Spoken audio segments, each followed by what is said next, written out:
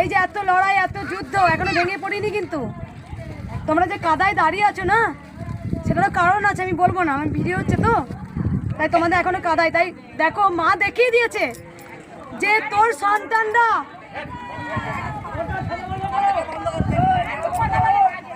তাই মা দেখাচ্ছে, দেখ আমার সন্তানরা আমাকে ভালোবাসে, এই এতটা কাদার মধ্যেও দাঁড়িয়ে আছে।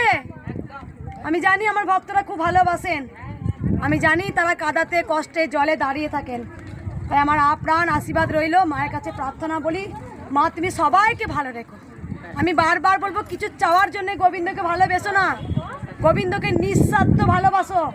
তোমরা এই জল ঝড় কাদা উপেক্ষা করো, তোমরা দাঁড়িয়ে থাকো। আর আমি মাকে তোমরা দেখাও যে মা দেখো তোমার স্থানে এসছি, মা জলে ভিজছি, কাদায় দাঁড়িয়ে আছি, আমাদের দুঃখ কষ্ট থেকে তোমাকেই মোচন করতে হবে কৃষ্ণকালী মা। আমরা